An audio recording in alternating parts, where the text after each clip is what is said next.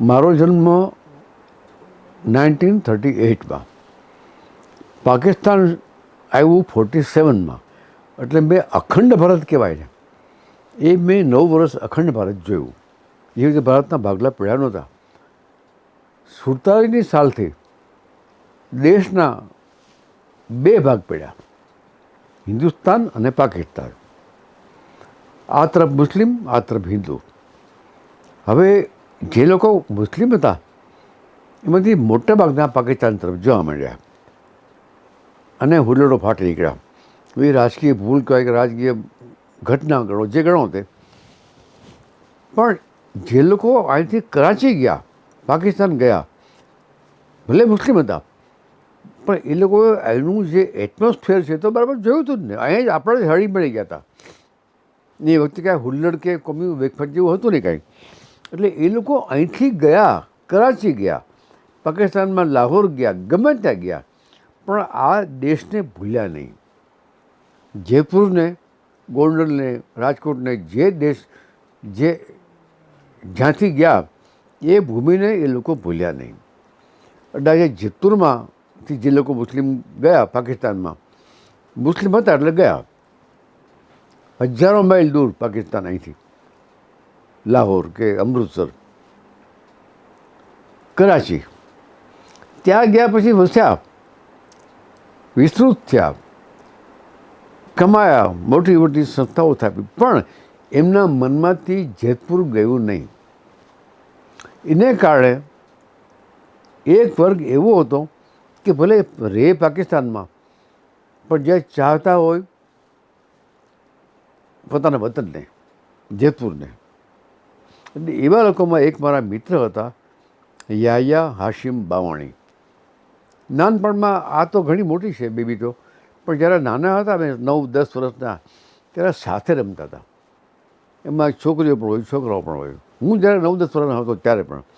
પછી પાકિસ્તાન થયું એટલે એ લોકો ગયા પાકિસ્તાન, નવા દેશમાં.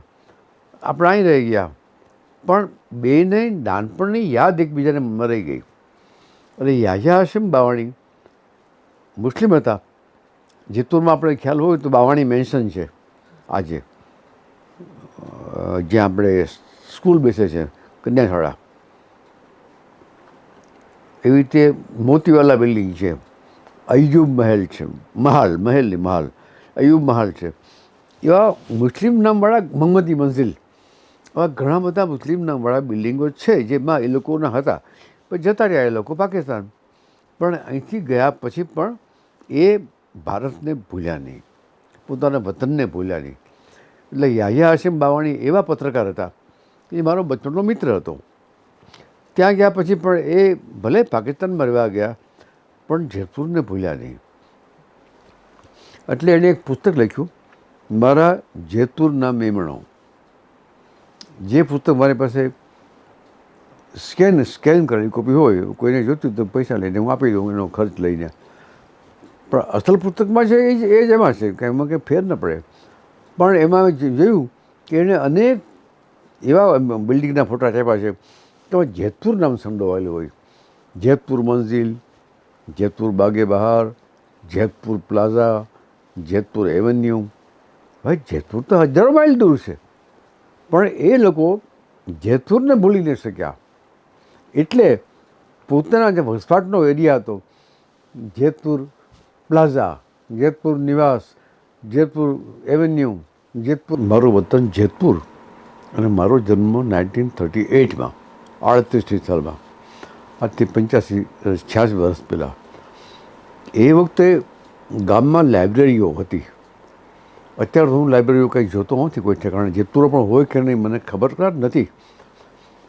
પણ એ વખતે વાંચન જે હતું, તમે છે ને વાંચન અને સાહિત્યનો શોખ એ બેને અલગ ગણો છો. હું ને એક ગણું છું. વાંચન ઘટ્યું પણ લોકોનો સાહિત્યનો શોખ ઘટ્યો નથી. એ છેવટે યુટ્યુબમાં વાંચે છે, ઇન્ટરવ્યૂ કરીને જોવે છે, એને બીજા અનેક જે મને પોતાના નામ નથી આવડતા એવા માધ્યમો છે, એમાં સાહિત્ય તો લોકો વાંચે જ છે. સાહિત્ય પ્રત્યેનો શોખ લોકોનો ઘટ્યો નથી.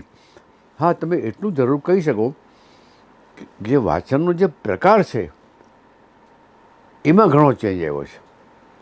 એ જમાનામાં હું જ્યારે વાંચતો થયો, બાળપણમાં વાંચતો તો રમકડું ને બાલજીવનને, એ વખતે મારી નાનપણમાં સાવ નાની વય, આજથી 80 વર્ષ પહેલાં વાંચતો હતો, ત્યારે બાલજીવન, રમકડું એવા બધા મેગેઝીનો આવતા. થોડોક મોટો થયો પછી જગબગ ને બાલ સંદેશ ને એવું આવવા મળ્યું. શોખ તો હતો જ, પણ એ પછી હું મોટો થયા પછી વાંચતો હતો નવલકથાઓ, નાટકોની પુસ્તકો વાંચતો હતો, ખાસ નવલકથાઓ. પણ મોટાભાગનો જે વાંચનનો જે આપણો હિસ્સો કહેવાય એ લઈ ગયું સિનેમા. સિનેમાને કારણે વાંચન લોકોનું ઘટ્યું. એટલે સિનેમાને કારણે જે વાંચન કરતા હતા પુસ્તકોનું એ ઓછું થયું. કારણ કે એમાં જે ફિલ્મ છે, સાહિત્ય, એમાં વાંચન તો આવે જ છે. મોટા મોટા પુસ્તકોમાં જે આવે છે એ લોકો ફિલ્મમાં જોવે છે. ટૂંકમાં એમ કહે છે કે લોકોને બીજાની જિંદગીમાં રસ હતો એટલો આજે જ છે અને વધારે થયો છે. માત્ર એનો જે પ્રકાર છે, પેલા પુસ્તકો હતા, પછી સિનેમા આવ્યા, હવે આ બીજા માધ્યમો આવ્યા, સોશિયલ મીડિયા આવ્યા, એટલે લોકોને બીજાની વાતમાં રસ નથી આજે એવું નથી, છે જ. પણ જે સ્વરૂપમાં લોકો ગ્રહણ કરે છે એ સ્વરૂપ બદલાયા છે. પેલા પુસ્તકો હતા, હજી પુસ્તકો ઓછા થઈ ગયા છે, પણ હવે સોશિયલ મીડિયામાં લોકો વાંચન કરે છે. અને મને તો નવાઈ એ પણ લાગે છે ભાઈ કે આપણે કહીએ છીએ પુસ્તકો ઓછા વેચાય છે, પણ આર.આર. શેઠ જેવા જે પ્રકાશકો છે તો ગામે ગામ પુસ્તકોના મેળા કરે છે. પુસ્તકોના આજે મારા પોતાના પ્રકાશક છે આર.આર. શેઠ, એ ગામે ગામ પુસ્તકોના મેળા કરે છે.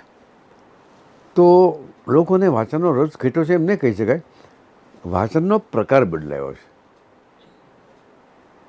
હવે વાચક વર્ગ બહુ એટલો મોટો છે, એમાં ઘણા બધા પેટા પ્રકારો પણ છે. એક વાચક વર્ગ એવો છે, મારા જમાનામાં એવો વાચક હતો કે જેને સોશિયલ વાંચવું ગમતું હતું. સામાજિક પ્રાણી કથા હોય કે સામાજિક કુટુંબ કથા હોય, મેઘાણીની વાત કરો તો બારવટિયાઓની કથા વાંચે, સામાજિક કથાઓ વાંચે. એ પછી અત્યારે જે યુગ આવ્યો છે એ બિલકુલ જરા શોક ઉપજાવે એવો છે, આપણને મનમાં દુઃખ થાય એવો, કે ક્રાઇમ પર આવી ગયા છે. હવે ક્રાઇમની વાર્તા આ બધા વાંચે.